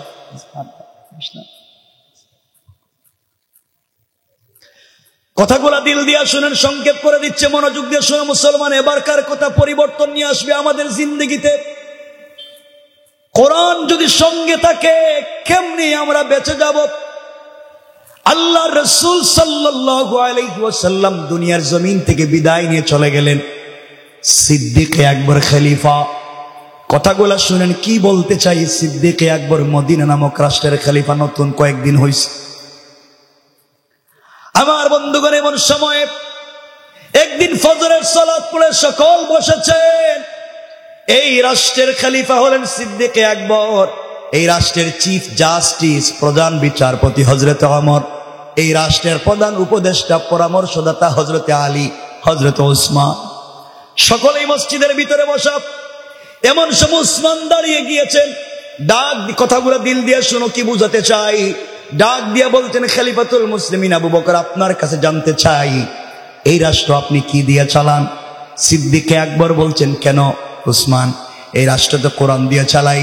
ওসমান জানতে চাইলেন, বলো ও খলিফা, বলো সত্যি যদি রাষ্ট্র কোরআন দিয়ে চলে, আপনার কাছে আমি জানতে চাই, আপনার কাছ থেকে আমি জানতে চাই, যেই রাষ্ট্রে কোরআন আছে, যেই রাষ্ট্রের সংবিধান আল কোরআন, এই রাষ্ট্রের সকল নাগরিকের অধিকার কি, তাদের প্রাপ্য কি সমান নাকি ব্যবধান? সিদ্দিক আকবর দাঁড়িয়ে গেলেন, বলছেন, শোনো ওসমান, যেই রাষ্ট্রে কোরআন দিয়া চলে ওই রাষ্ট্রের নাগরিকের অধিকারের কথা তুমি বলছো। এই রাষ্ট্রে যদি একটা কুকুর না খেয়ে মারা যায়, একটা বিড়ালও বিনা চিকিৎসায় মারা যায়, আল্লাহর আদালতে আমাকে জবাবদিহি করা লাগবে। আল্লাহু আকবার। কোরআন কি করতে পারে সমাজকে, 1-2 মিনিট শুনেন মনোযোগ দিয়ে। আমার বন্ধুগণ, কথাগুলো দিল দিয়ে শুনেন। উসমান ডাক দিয়ে বলছেন, খলিফা আবু বকর, জানতে চাই, এই মাত্র আসার পথে দেখে আসলাম একজন বিধবা বৃদ্ধা মহিলা, তার ঘরে 3 দিন গেল খাবার নাই, 4র্থ দিন আজকে শুরু হয়ে গেল। মহিলার স্বামী নাই, মহিলার সন্তান নাই, মহিলা বৃদ্ধা, চোখে দেখে না, অন্ধ। 3-4 দিন হয়ে গেল তার ঘরে খাবার নাই। আপনি খলিফা কেন দিলেন না? আল্লাহর কাছে কি জবাব দিবেন কিয়ামতের দিনে? আপনি নাকি কোরআন দিয়ে রাষ্ট্র চালান, একজন বৃদ্ধ মহিলা তার খাবার পায় না। হযরত সিদ্দিক আকবর চোখের পানি ছেড়ে দিলেন, ডাক দিয়া বলছেন, উসমান রে, মাত্র কয়েকদিন হলো খলিফা হয়েছি, সবার কাছে খবর পৌঁছে দিতে পারি নাই, সবার ঘরে ঘরে যেতে পারলাম না, সবার কাছে যেতে পারলাম না। নিশ্চয় আমি যাবার চেষ্টা করব। আর আজকে থেকে ওই মহিলার বাড়িতে 3 বেলার খাবার বাইতুল মাল থেকে আমি দিয়ে দিলাম। উসমান বলছেন, কেমনে কি? আপনি খাবার দিলে হবে কি? মহিলা বৃদ্ধা, চোখে দেখে না, কে রান্না করে দিবে, কে তার ঘর মুছে দিবে, কে তার কাপড় ধুয়ে দিবে, কে তার খিদমত করবে, এমন লোকের দরকার। সিদ্দিক আকবর বলছেন, ভাইরে, আমার কাছে তো কোনো ফ্রি সার্ভিস দেওয়ার মতো খাদিম নাই যে আমি পাঠাবো, আর মহিলা পয়সা দিতে পারবে না, বাইতুল মাল থেকে আমি খরচ দিতে এই মুহূর্তে পারবো না। কে ওই মহিলার বাড়িতে ফ্রি খিদমত করবে? মহিলার বাড়িতে রান্না করে দিবে, ঘর মুছে দিবে, বাথরুম পরিষ্কার করে দিবে, মহিলাকে নিজের হাতে খাইয়ে দিবে। সকল মসজিদের ভিতরে, মদিনার মসজিদের ভিতরে 3 পথ নীরবতা, কেউ দাঁড়ায় না। সিদ্দিক আকবর বলছেন, এমন কি কেউ দয়ালু কেউ আছো? ওই মহিলার বাড়িতে তুমি ফ্রি খাবার পৌঁছে দিবা, মহিলার বাড়িতে রান্না করে দিবে, এমন কি কেউ আছো? কেউ দাঁড়ায় না। এমন সময়ে, এমন অবস্থায় একজন লোক দাঁড়িয়ে গিয়েছেন, হযরত ওমর ফারুক রাদিয়াল্লাহু তাআলা আনহু। ওমর ফারুক দাঁড়িয়ে গেলেন, ডাক দিয়ে বলছেন, খলিফাতুল মুসলিমিন, আমিরুল মুমিনিন সিদ্দিক আকবর, আপনার কাছে আমি জানতে চাই, আপনার কাছে আমি বলতে চাই। মাশাআল্লাহ, মুহতারাম চলে এসেছেন। কথা আর লম্বা করতে চাই না, শুধু 1-2 মিনিট শুনেন, কথা শেষ করে দিই, খারাপ লাগবে আপনাদের কাছে। খুব মনোযোগ দিয়ে শুনেন, কষ্ট হচ্ছে? 1-2 মিনিট। আমার বন্ধুগণ, কথাগুলো দিল দিয়ে শুনেন কি বলতে চাই। ওমর দাঁড়িয়ে গেলেন, ওমর বলছেন, সিদ্দিক আকবর, এই মহিলার বাড়িতে আমি নিজের কাজ করে দেব, রান্না করে দেব, ঘর মুছে দিব, মহিলার ঘরে খাবার পৌঁছে দিব। সিদ্দিক আকবর বলছেন, ওমর রে, আপনি এই রাষ্ট্রের প্রধান বিচারপতি, চিফ জাস্টিস, আপনি রাষ্ট্রের কাজ কখন করবেন? মহিলার বাড়িতে খাবার কখন পৌঁছে দেবেন? ওমর ডাক দিয়ে বলছেন, খলিফাতুল মুসলিমিন, আমি শুধুমাত্র কেবলমাত্র মহিলার বাড়িতে বাইতুল মাল রাষ্ট্রীয় কাজ করে, আমি যখন অফিসে যাব, অফিসে যাওয়ার আগে মহিলার বাড়ির কাজ করে দেব, অফিস থেকে বাড়িতে যাওয়ার সময় মহিলার বাড়ির কাজ করে দেব। সিদ্দিক আকবর বলছেন, তাই যদি হয়, মনে রাখবা, আপনি যদি ঠিক মতো দায়িত্ব আদায় না করতে পারেন, স্বেচ্ছায় নিয়েছেন, 1 সপ্তাহ পরে আমার আদালতে আপনাকে জবাবদিহি করা লাগবে, আর কিয়ামতে আল্লাহর আদালতে রসুলে পাকের সামনে তোমাকে আসামি বানাইয়া দেব। আমার বন্ধুগণ, কথা এখানেই শেষ হয়ে যেতে পারত, কথাটা শোনেন। পরের দিন ফজরের সালাত পড়ে নাস্তা সারে হযরত ওমর ফারুক মহিলার বাড়িতে কাজের জন্য চলে গেলেন। ঘরের দরজায় গিয়ে নক করে সালাম দিয়ে বলছেন, আম্মা জান, আমি রাষ্ট্রের পক্ষ থেকে নির্ধারিত খাদেম, আপনি বলেন কি করে দেওয়া লাগবে? রান্না করে দেওয়া লাগবে কি? ঘর মুছে দেওয়া লাগবে কি? ঘরের ভিতর থেকে আওয়াজ এসেছে, যুবককে, তোমাকে চিনি না, তুমি আসার প্রায় 3 ঘন্টা আগে আরেকজন যুবক এসে আমার ঘরের সবগুলা কাজ করে দিয়ে চলে গিয়েছে। আমার আশ্চর্য হয়ে গেলেন, মাথা গরম মানুষ, দায়িত্ব আমার, না ঘুমাইয়া কাজ করতে আসছি, আমার কাজ কে করে দিয়ে যায়? পরের দিন সিদ্ধান্ত নিয়েছেন, ফজরের সালাত পরে নাস্তা না করে চলে যাবেন। দ্বিতীয় দিন সংক্ষেপ কথা চলে আসলেন, দরজায় নক করে, মসজিদ থেকে সালাম ফিরিয়ে দরজায় নক করে এসে বলছেন, আম্মা জান, বলেন তো আপনার ঘরে কি করতে পারি, বলেন কি করা লাগবে?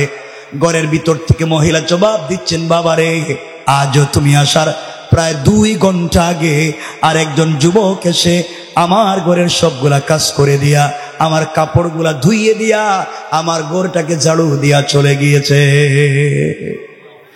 ওমর কান্নায় ভেঙ্গে পড়লেন। সংক্ষেপ কথা, তৃতীয় দিন ফজরের সালাতের আগে তাহাজ্জুদের সালাত পড়ে বের হয়েছেন। দেখি তো কে কাজ করে যায়, আজ আমি আগে আগে চলে যাই। তৃতীয় দিন দরজায় নক করে বলছেন, আম্মা জান বলেন তো কি করে দেওয়া লাগবে, রান্না লাগবে কি? মহিলা জবাব দিচ্ছে ঘরের ভিতর থেকে, বাবারে আজও আসতে দেরি করেছ, তুমি আসার প্রায় 1 ঘন্টা আগে আরেকজন যুবক এসে নিজের হাতে রান্না করে আমাকে খাইয়ে দিয়ে চলে গিয়েছে। হযরত ওমর আর সহ্য করলেন না, সারাদিন অফিস করলেন, কোনো কথা নাই বার্তা নাই, অফিস করে বাড়িতে গেলেন। আর তাহাজ্জুদের সালাতের আগে নাঙ্গা তরবারি কুশমুক্ত করলেন, তরবারি হাতে নিলেন, আর মাথায় লোহার টুপি পরলেন, যুদ্ধের অস্ত্র নিয়ে যুদ্ধার মতো ঘর থেকে বের হলেন। আওয়াজ করে বলতে লাগলেন, আজকে যাব, যেই যুবক এই কাম গোটাইছে 1 সপ্তাহ পরে সিদ্দিক আকবরের আদালতে আমাকে আসামি বানাইয়া দিচ্ছে, আজ তার শরীর থেকে মাথা আলাদা করে দিতে চাই। তারিখে ইবনে জারীর তাবারিতে লিখেন, সিদ্দিক হযরত ওমর ফারুক রাদিয়াল্লাহু তাআলা আনহু তাহাজ্জুদের সালাতের আগে মহিলার বাড়ির দরজার কাছে পৌঁছে গেলেন। গিয়ে দেখেন ঘরের ভিতরে মিটমিট করে আলো জ্বলে।